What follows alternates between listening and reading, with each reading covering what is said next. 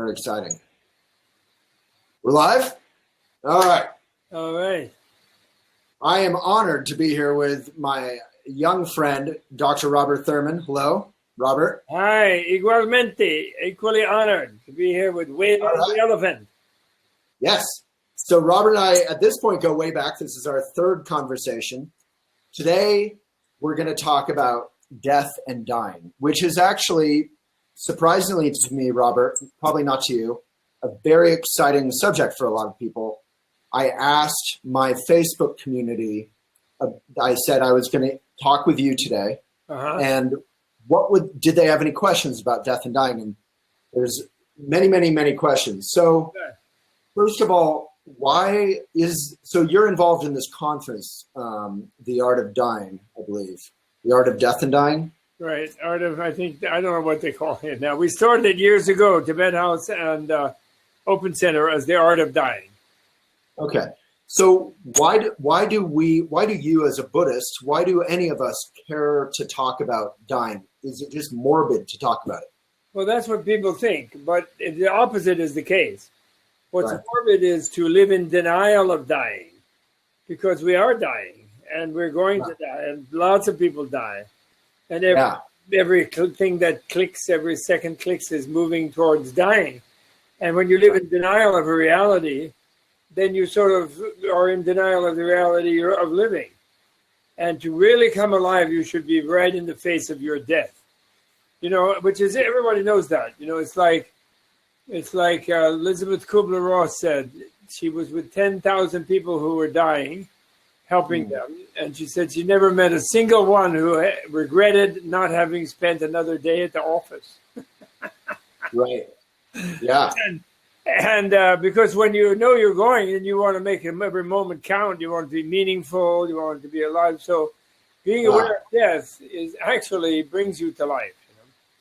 And so it inspires some sense of appreciating our everyday and making use of it and experiencing joy and connection when we think about death.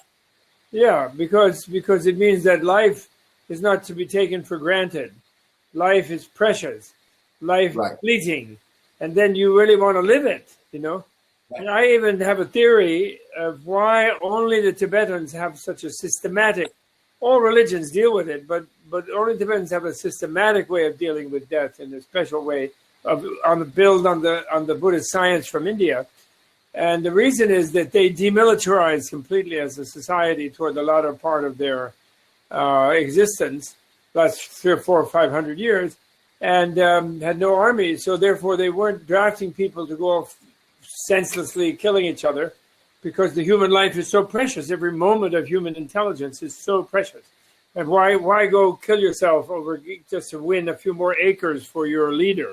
It's ridiculous. When you could actually become flourishing and enlightenment, and you could even have fun. Right. No point doing that, getting yourself killed ahead of time for some minor purpose. So going into this conversation with you, Dr. Thurman, I was, thinking personally about my relationship to death, which I admit I don't think about death that much. I think I'm alive. I'm 43. I don't have to worry yet, probably. You're very young. Yeah. Well, that's the thing. But, facing death or living in the face of death doesn't necessarily mean you have to think about death all the time. But what it means is, but the first root in the ordinary meditation on death in the Buddhist tradition, it has 3 roots. And the first root is to think about the fact that I really am going to die. And at first that sounds weird and morbid, but when you realize it, when you think about it, you realize that we go around thinking we're not ever going to die. Oh yeah, I'm going to go climb Mount Teton or something, and oh yeah, I'll do that after I retire when I'm 60, or I'll go to Mount Kailash or Tibet, or I'll meditate. I'll do it later. Meanwhile, we could be run over in time. Right, any day. And we're not doing what we should really, our deepest purpose. We don't necessarily do it now. We think, and even we have expressions like, we pass the time. We wait for a time. It's like we have all endless time. In other words, and we kill time. That's we kill time. And that's because we have a wrong idea that there's some permanent us inside. Our ego is a permanent, fixed, unchanging thing, and it's sort of bored sitting around. And so, whereas if you're going to die, you want to deal with your loved ones, you want to do this, you want to do that, if you want to develop enlightenment. And so when you really overcome the habitual denial of death, you don't have to think about it anymore, because then you realize suddenly you're in what's called the birth-death between, the bardo from birth to death, or the life between, meaning you're in a transitional state and everything is up for grabs, and you're especially in the precious human life form where you can become a conscious evolver, and you can accelerate your evolution toward the most fun part of life, which is a Buddha life, endless life. You can accelerate it like massively, using human intelligence. You can become conscious of your unconscious, and really use all your impulsive energies in the most creative and beautiful way. And then that's the only purpose of human life, really. Or at least that should be the highest priority. And by remembering death, you will come up to that. Let me ask you, Robert. Sorry, I'm just confused because I'm slow. So you're saying the highest purpose of life is to evolve or something? Yeah, evolve to where you're having real fun. But I'm a dumb person sometimes. When I think about evolving and having fun, and then I think, oh, I'm going to die, what's the point? So it kind of trends to nihilism, right? That's because you're living in the blind faith culture of materialist science, which thinks that nothing has been discovered by it, which is the nothing that we go to when we die. And they wrongly think, and it's just blind faith, because guess what? Newsflash. Nobody can ever discover nothing. It isn't there. Okay. Therefore, it's not a place you can go to. There's no point to nothing. You can lose consciousness, but you're still not nothing. And then you will regain it, unfortunately. And after death, the general consensus of humanity, other than the certain elite materialist science world culture, materialist culture of the moment, the general human consensus is naturally everything continues, energy continues, the mind is energy, my consciousness is energy, so I will continue, that energy will continue. And then when you realize that that's the default position, then the question becomes more pressing: how am I going to continue? It's like, well, I have to go to California. Okay, well, where do I book a room?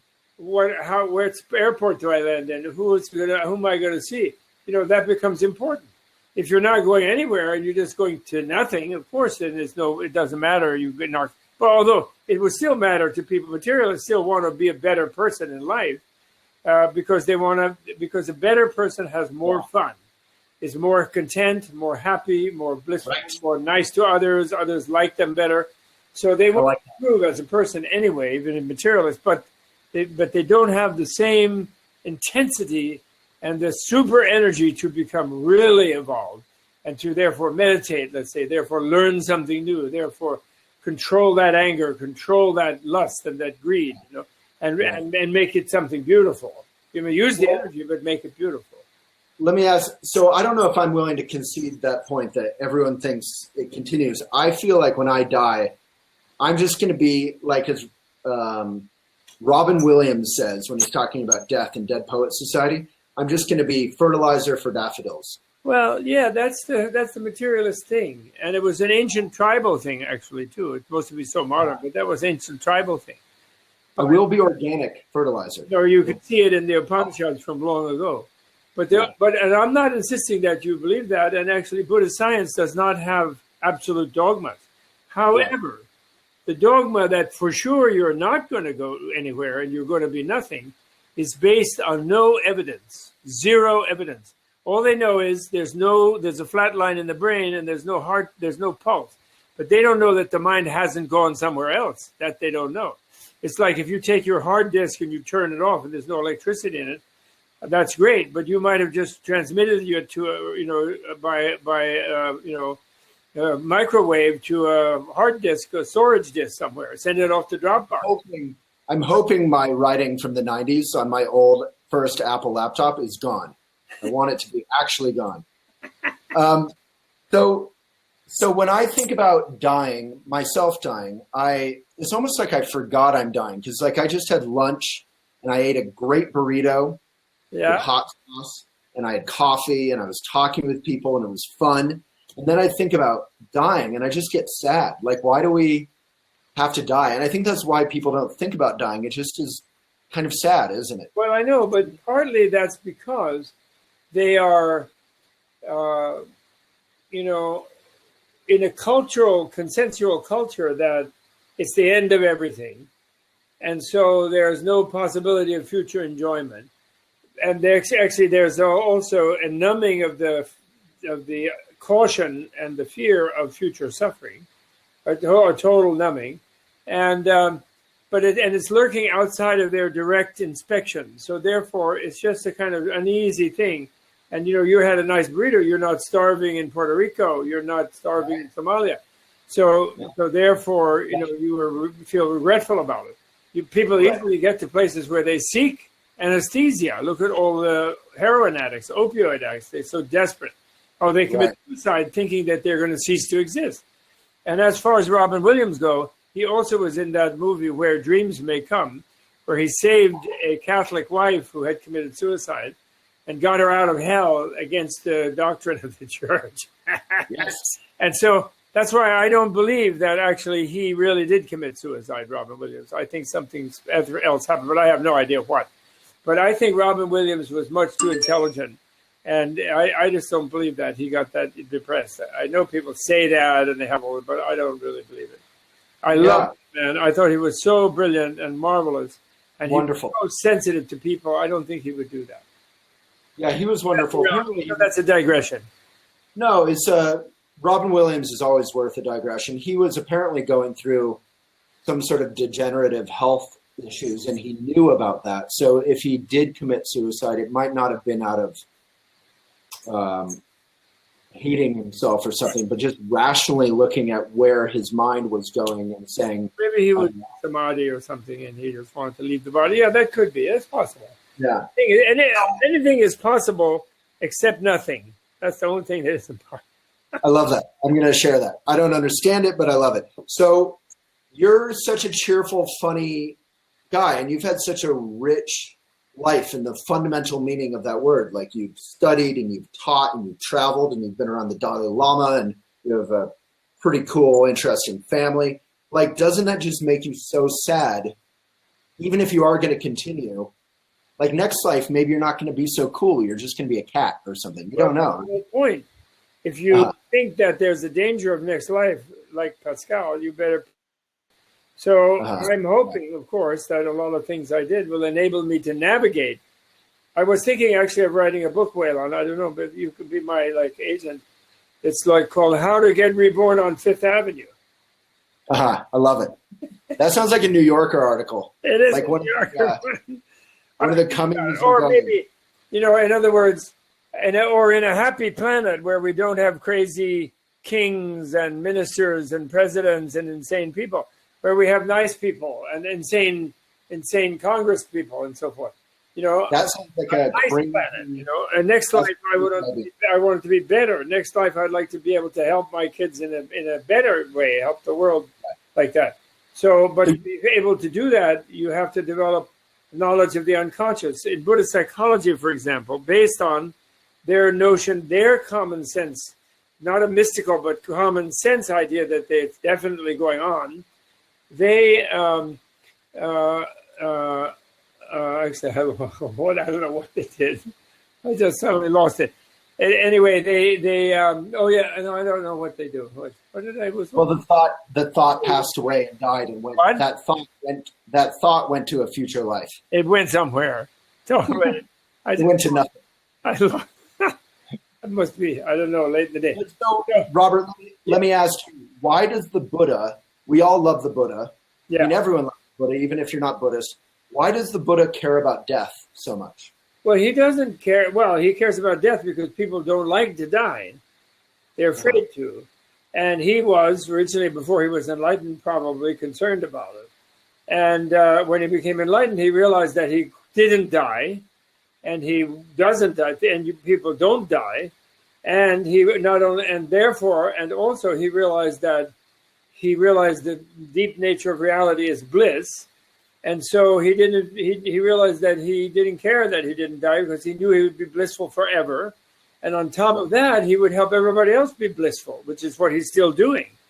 He didn't die, actually, Buddha. He left that body, but he's still there. The Dharmakaya, his reality body is all around us, actually. Dharmakaya is, for those of us... You know what? He is... What is Dharmakaya? Dharmakaya means reality body. So when you're a Buddha, you have a sense of yourself as everything and everyone. So the poor guy, he experienced himself in the moment of enlightenment as Waylon Lewis and Bob Thurman on the web, Facebook, having technical difficulties. In the thousands of years in the future, in our time, but it was all reality means all moments of time as well as all moments of space. Actually, the nearest thing to imagine it is the marriage of V'ger and Frank Converse in the Star Trek movie. Okay. Remember that? No, not at all. Well, don't you remember the one where Kirk and Spock and McCoy, they met this machine that was a computer that was eating universes and planets. Okay. And then they went and talked to it, and they called it V'ger, but actually what it was the Voyager spaceship come back and become immensely powerful. But the lady who was talking inside was frustrated because she didn't know what it was like to be human. So she was devouring humans and hoping to try to find out. And then the young officer who was a one-time officer on that movie, whose personal name was Frank Converse, I forget, he was Lieutenant something, And he volunteered to unite with her, like a Vulcan mind unite, but a real merge with her. So he was a sacrifice. Otherwise, she was going to eat the planet. It reminds me of one of my old relationships, Bob. I know. It's a human and a supercomputer merged and knew everything finally in the entire universe, in space and time, and therefore disappeared, didn't need to consume anything, and became supportive of all things in the universe. But he did give his life. But, she had a really sexy voice. Okay. Well, there you go. Oh, I want to know what it's like to be human. Okay. I had worked in Martha's Vineyard at a restaurant, Nantucket, at a restaurant with that guy who became that actor. Really? His name was Frank Converse. I hope he's still alive. He was older than me, like 8-10 years old, so he'd be in his 80s now. No, but how old were you back then when you worked with him? 12. 12? Yeah. Wow. How cool. So I guess, so does that mean, so basically for everyone watching this, if we just think about death and we appreciate our life and we live it fully to be a benefit. Yes. We become the opposite of the living dead. I Right. call it, we become the dying live. I love that. And then because, the bardo, the between state in the Tibetan Book of the Dead, which is what I do in these Art of Dying conferences. I help people develop a map, but I know that everybody's a materialist on the consensual reality level, even if they say, I believe in reincarnation, maybe I was Cleopatra or something. But they still, the consensual thing is only this life, right? That's all I have to worry about. And I know that, but nevertheless, it's helpful to have a map of what to expect. And they can combine the Tibetan Book of the Dead with all the near-death experience things. And then between that, they can begin to get a sense of what might be the experience so as to be prepared for it, to navigate it in a positive way. That's my thing. But when you discover, or when you even begin to see, run your mind over the bardo, the between, as I call it, the between, which is what it literally means, the between state after death. There's three betweens. Death it's kind of a limbo, right, Bob? The death point between, the reality between, and the existence between. There's these three betweens. But then you realize that the life between, after birth and before death, is another between. And then there's a meditation between. There's 6 betweens. Dream between. There's a dream between, meditation between, and a life between. And the life between is amazing, that we're in. So then you suddenly realize, I'm a really flexible being And I don't have to be unhappy this way, and I don't have to feel I can't do that. I can make myself gradually and systematically into whatever I wish to be, and I will really have a fruitful life, and I become much more vibrantly alive by being aware that it's part of a long cycle, and I want it to be, and once you're here forever, you want it to be good. And you want to be good for others too. You love them. Exactly. Thank you. Like Whale on Elephant does. Yeah, we try. Look at that. Make love great again. That's how you make love great again. You realize that love is more powerful than death. And then you fear no death. Love goes beyond death. So but we don't even have to get rid of death. Love can be inspired by death, right? Sure. Absolutely. Yeah. But we get rid of what we wrongly think death means, a complete stopping of everything. We get rid of death as a doorway into a chaotic thing where there's no control and we might end up in a hellish kind of horrible situation. We get rid of those kind of things, and we realize that death is a portal it's part of reality, and it's the deeper part, and it's a portal to infinite life. So then, you're alive and dead. You're dying live. That's the thing. They become like that. Wow. I want to come up and hang out with you for about a week, and then I would understand. No, come on. You get it. You understand. You live in Boulder. That's I know. The enlightened places on the planet, and Woodstock is too over here. Yeah. No, Boulder is a wonderful place where we, do get to be encouraged to practice meditation and enjoy our everyday life and serve community. But I still think we all avoid, I think we all avoid thinking about death. So it's wonderful to have this opportunity to think about it. Right. And even when we do think about it, like you say, we think, I was Cleopatra or whatever. Like, it gets very fantastical. Right. So they have a thing, where they say that the three roots of death meditation is, like where you first get past your denial that you're going to die in this body embodiment that you're in, whatever it is, but you're going to lose it. So use it or lose it sort of thing. That's the first one. The second root is that you don't know when that will happen. The young person sometimes dies before the old person. The sometimes dies. I was mentioning to you, Bob. We just lost Tom Petty at the age of 66. That's terrible. That's way too young. In Tibetan medicine, you're middle-aged from 16 to 70. So now I'm an elder, I'm past that. But 66 is still the prime of life. It's terrible. I'm so sorry. Yeah. He's probably, he probably ate, I don't know what he ate, but probably, he had a heart condition or something, a heart attack, I think. I know. Well, that's the circulation, from milkshakes and burgers and stuff, not so good for you. Bad circulation, But he had a great heart, and that's maybe karma too, And he'll be back, man. He'll keep singing. He'll be back. Everybody comes back. There's no escape. That's why we want to make it nice. Yeah. So, can I ask you about hospice, or how any of us in our lives can relate? Say, we have a dying family member or a loved one. How do we be most helpful to that dying loved one? The first thing is, if we have understood about death ourselves, and that everyone will die, and they don't know when, and then what matters at that time is the subtle mind, the deep mind that they have, the openness of their heart, and how open they are, and how much they've learned in life to let go of things.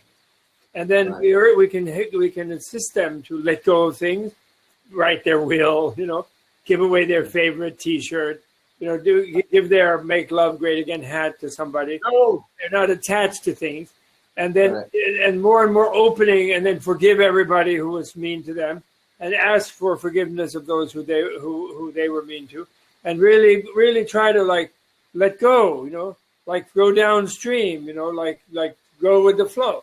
It's the ultimate flow experience, of course, the ultimate one, more than the worst roller coaster, more than whitewater rafting. It's the ultimate whitewater raft where you really have to give it up, as they say, in rock and roll, they say, give it up. And so you help them do that. And then you yourself having practiced that and having a sense of that, you yourself don't brainwash them about they have to future life or anything. You don't do that when they're actually going, but you encourage them in case they do. It could be fine if they let themselves go. And if they don't, what the heck? It's just nothing. That's like anesthesia. It's like a deep sleep, so they shouldn't be afraid. And then you yourself don't get too upset. And sometimes if someone's close to you, you feel betrayed by them dying on you, and you get annoyed with them, and be open about that, but don't express that. And don't act like it's a catastrophe. Act like it's something natural, and you feel calm and happy about it, and they should be happy. You know, depending on how open they are, you might read descriptions of heaven or Pure Land or the visions of Isaiah if they're Westerners, you know, the Kabbalah, some paradise vision. And, you know, but Buddhist literature has the most beautiful paradises you can read. And generally stay happy. And then afterwards, the Book of the Dead says, don't freak out and tear your hair and shout and scream and act all this upset, because in case they do continue, their consciousness is sort of ghost-like around. Like, you know the movie Ghost? You remember that movie? Yeah. Written by Bruce Rubin? That's based on the Book of the Dead. And really? Yeah, and his Bardo being, his between state being, the guy, Patrick Swayze, he knew that the murderer who killed him was going to go after his wife because of something they'd invented and something. Right. But he couldn't, no one could see him. And the person who just died gets very frustrated. They think maybe I'm still here, and why don't you know I'm here, Waylon, and all this sort of thing. And remember, only Whoopi could see him. And then Whoopi and Demi Moore made out, that's right. That's right. So then Whoopi transmitted the warning to Demi, you know, and the point is, and the person is pure emotion in that subtle body that they have just after dying, and if you get really upset, then they get upset. Oh, something terrible is going to happen. Something terrible is happening if they're close to you. So the Irish wake is much better. Get drunk, sing, have a ball, wish them well, serve them even food. There was one Catholic priest who told me that the Bhutanese are really great because they take the corpse, actually, and then, fresh, you know, not after it's warm, and they tie it up in a chair, and they serve it a delicious meal, and they all have a feast around with it. But, of course, it doesn't eat it. It just has it in front of it. Right. They all have a celebration. Yeah, they celebrate their life. He was so impressed by that Catholic priest, father or somebody, who was made a national honorary citizen of Bhutan. He was there many years. Never converted a single Bhutanese, and he was proud of it. They didn't need converting. They live in the Holy Spirit, he said. And then he told us that story. And, and the other thing, the Book of the Dead also warns, then you read the Book of the Dead to the person who's gone, and you say, don't worry, don't be frightened, just you're in a vast space, you know. If you have a vision of something dangerous, don't worry, it's just a vision. It's like a dream. You can just walk right through it. You're just perfectly fine. Count on the angels, find your guide, find Jesus, whoever you think you're going to find, you'll find, because they don't present themselves in some dogmatic way like some religion thing. It's just whoever you expect to help you will help you in that time. And of course, if you just don't exist, and that's the fact of it, which it isn't, but in case it is, it doesn't matter. Yeah. They'll just be peacefully sleeping, you know. Like every night, listen, people are not scared. Every night, when we've been up a long time and we're tired, we're really happy to be unconscious. Yes. And know nothing, feel nothing, think nothing. We're totally happy about it. And you just encourage them. And then, of course, we dream. And then, of course, we wake up and, oh, no, we have to face another day. So, and that might be the case after death. Most likely it is. But you know, who's to say? So I don't want to, you know, the great thing I love about Buddhist science is there's no absolute description of relative processes, but there are better and worse relative descriptions. And I think a better one is continuity. And by relative, you mean everyday stuff. Stuff we know. Yeah. Well, you make it sound very simple and very fantastical at the same time. I like it. Sounds like surfing, like letting go and just riding it. Yes. Kind of. Well, I have a great disc that you have there in Boulder. You know, Tammy Simon, she has it. Yeah. It's a thing called natural liberation through hearing in the between or learning in the between. You know, it's on the book. It's a commentary on Book of the Dead. And I was in a very good mood, and I had a good audience. We were all having a fun time with it. And then one elderly lady came up to me, which made me a little unhappy, actually, that I had too much fun with it. And she said, "Oh, Bob, you make dying sound like so much fun. I can't wait to try it." Oh, you're like, oh. Said, no. Yeah. You know, but, actually, the near-death experience literature, a lot of those people who had a car accident and then they're going down, they see the white light and then there's a guide and then this and that, and then and they're very blissed out.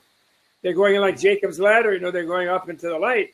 And then that guide says, whoops, sorry, it's not your time. Get back. Yeah, and then they say, no, what do you mean? I don't want to go back in that broken body on the operating table. I'm blissed out, I made Jesus or Buddha, or have a look at this bar or Tara or whatever. And so once you've let go, the agony of kind of having to let go of your nervous system is trying if you have not been someone who knows how to go with the flow. But once you pass that, apparently it's quite blissful. In French, what le petit mort means in French? Le petit mort. That means the little death. Is that orgasm? You got it. Yes. And then, in Zen, enlightenment is the great death. Satori is the great death. That. So that's all right. So if we want to practice for death, we just have to have lots of little deaths. Yes, that's right. Absolutely. That is very true. And then Reichian, we should have Reichian therapy and Rolfing and things like that to get rid of our neuromuscular armoring, where we can feel the streamings in the whole body, not just genitally organized, narrow thing, but all the chakras, the whole nervous system. Melt it out there. That's the way. That doesn't sound like a little death. That sounds like a big. Yeah. Big, that's the Tantra. That's really what Tantra is, not ordinary, just like messing around. They don't need. Indian people had Kama Sutra. They didn't need Tantra for that. But Tantra is to get up into the brain, where you have brain orgasm, throat orgasm, and finally heart orgasm, where you love all beings from the heart. That's the biggest one.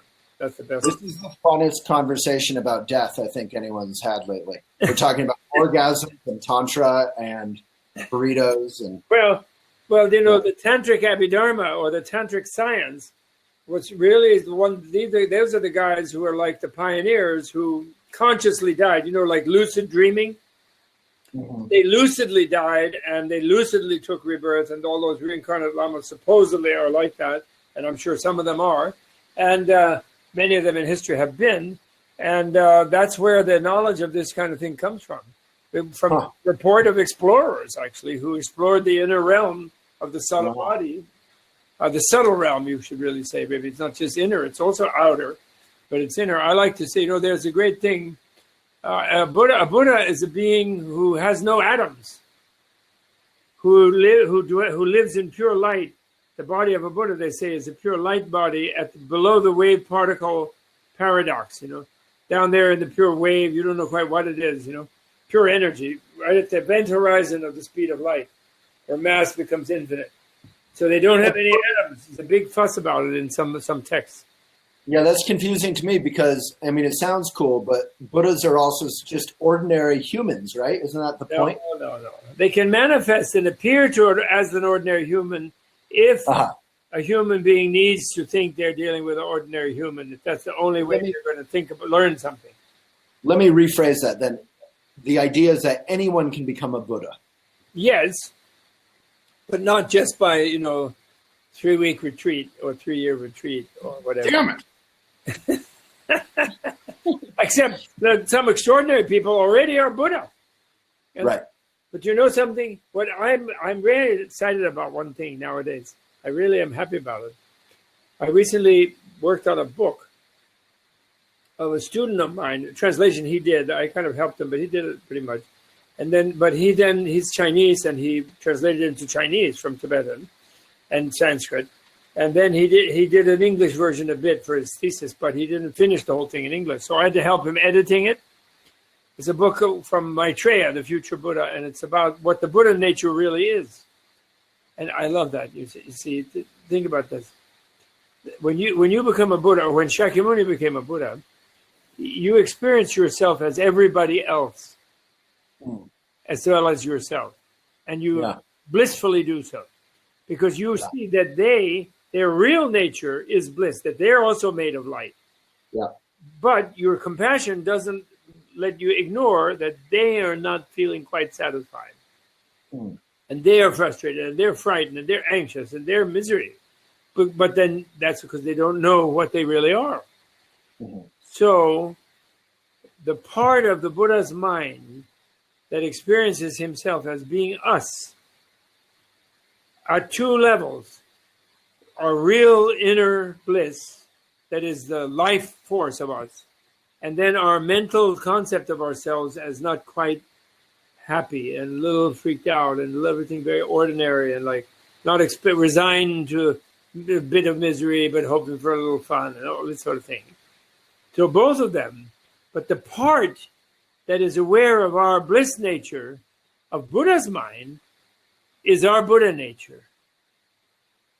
So that when we have our Buddha nature, we are one with all Buddhas in all time. So actually it's Buddha in us, who's already there, but not known by us. That's our Buddha nature. Not just a little Buddha homunculus, like a little like plastic Buddha with light shining in it, like, you know what I mean? Right. No, Buddha's own mind in us, which actually is our mind, but we don't know it yet. Right. It's elaborated by Maitreya, Asanga, and someone called Gyaltsab, a Tibetan Lama of 15th century, Renaissance Lama. It's elaborated by them in the most beautiful way, drawing from all the sutras. It's such a beautiful idea. I never thought of it like that. You know, I always thought of it because they say, well, Buddha nature really is emptiness, you know. So I thought, well, emptiness means the mutability of everything. But it doesn't mean a blank space. It means that everything has no fixed, non-transforming essence that doesn't change. It's the mutability of it all. So there was sort of a blank thing, you know, nothing colorful, nothing exciting. But then if you realize that mutability of it all, that emptiness, is actually the Buddha's reality body, which is mind, a reality body mind, and there's no difference for Buddha. So we already have Buddha in us. It's our Buddha nature. It's just when we just have to know that we have it, and we're totally cool. Then we can be totally ordinary, but being ordinary, we're going to be blissfully ordinary. Yeah. This thing about you have a blissful experience in meditating, and then enlightenment means you go back and just be really just miserable. That's fake. That's fake. Right. That's short selling the whole thing. Exactly. Really. Some people who maybe didn't quite fully get clear, but who did some meditating and then they want to be gurus or something, then they act like, oh yeah, sure, I still smell like shit, you know, and I feel crappy and I have bad moods. But you know what? I had a big meditation experience, so I'm enlightened. That's false. That's taking pride in your spirituality. That's misinterpreting an experience of disappearing in a space like vastness, which you can realize in a thing, and thinking that, oh, that place is the place of enlightenment. And now I'm sort of back wandering around, but I'll go there by dying. Just when I die, I'll automatically go there. So I'm more enlightened than everybody else. So therefore, I'm better than everybody else. Therefore, they should be my student and worship me. And therefore, I should have a Rolls Royce. Exactly. My parents' Buddhist teachers, you know, is Trungpa Rinpoche, and he wrote Cutting Through Spiritual Materialism. Yes.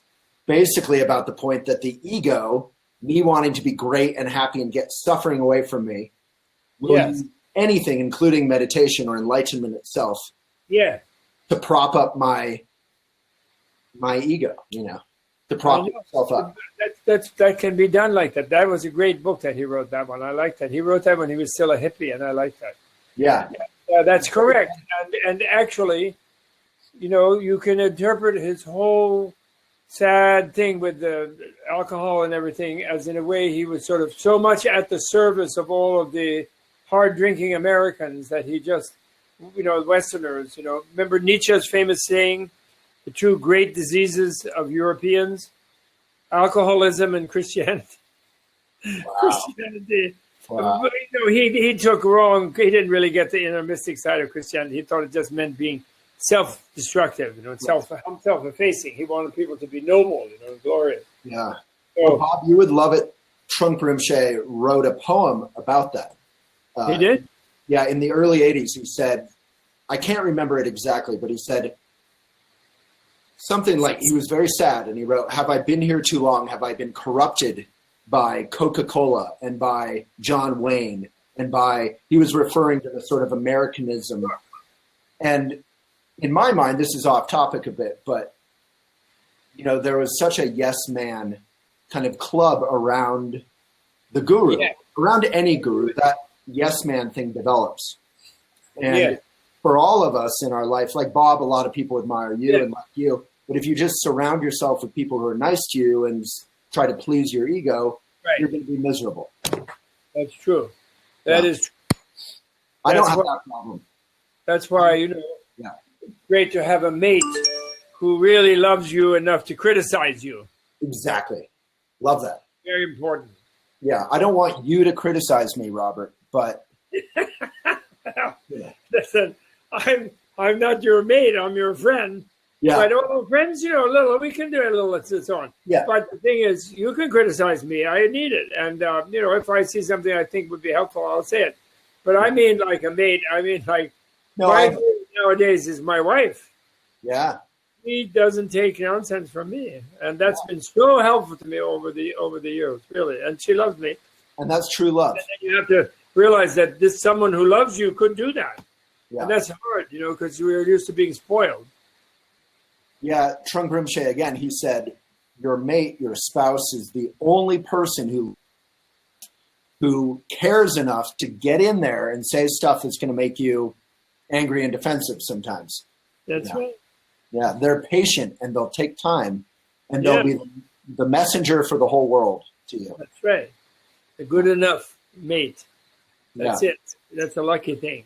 That's why I'm a bachelor. I don't like anyone to get too close. I got to stay immature. Well, you have had make love great again. That's right. That's right. What it is. I'm wearing it as a reminder to myself. Very good. That's that's awfully sweet. Well, Robert, you're also... The art of dying is an art, We have arts and sciences, and the art of dying should be based on the science of dying and the science of death. And I love those people, those Zen people who go and sit and hold hands. Stephen Levine was awesome, and everyone who helps people like that. And the point is, if we bring death out of the closet, as is happening in America, this goes along with America becoming truly civilized and more gentle. People like that guy who just shot all those people in that place in Vegas. It's like someone who lived in denial of death. He thought he was immortal and that he could, God had commissioned him or whatever in his insanity, and that people's lives are nothing, And he and life is not death. Once you think death is nothing, you think life is nothing. Right. Beautiful. That's the thing, you see. And so America has been we killed the Indians, we enslaved the blacks, we fought with each other. We have this huge machine on the planet. And sometimes we did good things with it, but sometimes we overdo with it. And at the moment, we're really berserk, really, basically, the machinery of the government, and dangerous to other people. And I have a whole theory about that, but that's another topic. But I'm just saying that the fact of being aware of death and going to Art of Dying conference and learning about it and facing one's own, and as Don Juan said to Carlos Castaneda, making death your advisor, having death on your shoulder as an advisor, then you really know what's important. It helps you pick what's important. Like you were in your last day, you would really make everything important. And you'd be truly mindful of the littlest thing, to be kinder and to be sweeter and nicer to people. So it's not at all something to be avoided. It is absolutely something to be confronted and taken advantage of, the wonderful nature of life and death. Yeah, growing up, we have a blog on it. We have a couple blog articles on it on Elephant Journal about the 4 reminders. Right. Where you remind yourself every day, yes. My life, I'm just a bubble. It could pop at any minute. Yes. Yes. Therefore, I should use my life to be of benefit and of service. And then it'll be more fun. That's right. That's perfect. Yeah. Really perfect. And I actually, in that, it's funny, we're coming full circle. I embedded this video of Robin Williams in Dead Poets Society talking about death and about Carpe Diem. Yes, Carpe Diem. That's it. I remember that. I do remember. Yeah. Beautiful. I love that man. Mork and Mindy. Such a sweetie. Yeah, right here in Boulder, Mork and Mindy. The house is right over here. It's a block away. Right oh, it's awesome. In the 70s, I remember it. Yeah. Incredible. That's when I grew up here in Boulder. Person. So may come. He saved that poor woman, who wrongly thought she had to be in hell. Terrible. Huh. So you're part of this Art of Dying conference. And I encourage everyone, if you're around New York City or inspired to go, it's in October 13th through 16th. And we put the link and the info in the comments. So and you can click it, and then you can enjoy Robert. And if you can't go, at least please read my translation and study of the Tibetan Book of the Dead, or any other version you can find. But mine is most useful when you're actually dying, in my opinion. Okay. Well, we're all dying though. So now, it's a paperback, and you can get it on your phone, and a Kindle. And it's really, I've had so many people all over the planet, nurses. I read this to my patient. I read it to my dad. It's amazing. Even the woman I talked to this morning, she had a feeling that she went to visit her mother a few times after, and went in a room with her and told her about this and that, and made her reassured, and sort of helped herself with the grieving and helped the mother with moving on and so on. It was really, really marvelous. It's a marvelous thing, whatever the ultimate reality of it all is. But that's the thing. It is. It's not nothing. There's no nothing. If there's one thing one can learn, there is no nothing. That's what the word means. It's not a place you go. Nobody gets to go to nothing. Or as I like to say, in this context, I have a slogan. Nobody gets out of here a dead. Aha. I like it. Robert. Okay. Listen, are we good? Yeah, you're so good. This was so fun. And for those who don't know, we enjoyed about 45 minutes of Mark Zuckerbergian technical difficulties. So thank you for your patience. Not at all. And your generosity. Thank you for talking with me at any time. Listen, I love it. Yeah. I love it talking with you, Elan. I love it. The elephant. You make this stuff. Oh, well, everyone loves elephants. They're big sweeties, and we can hopefully help them. You know the thing about elephants, that they can't lie down? Did you know that? No, I didn't know that.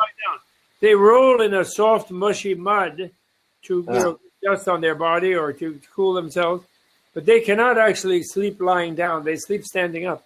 Oh, I see. Because they're too heavy. It would break a rib or something. Their weight is too huge. Wow. So they sleep standing up. So they have to be in grass. They can't be in a concrete pen of some kind. Oh. It's very punishing. It's very cruel to them to keep them in some state where they're in a hard floor. Wow. They have to be in a soft, earthy floor, Elephants. They're amazing. Yeah. Well, Robert, thank you so much. Okay. And all the best. We will do this anytime. Thank you, sir. Take care. Bye. To see you again. You're the man. Okay. Thank you.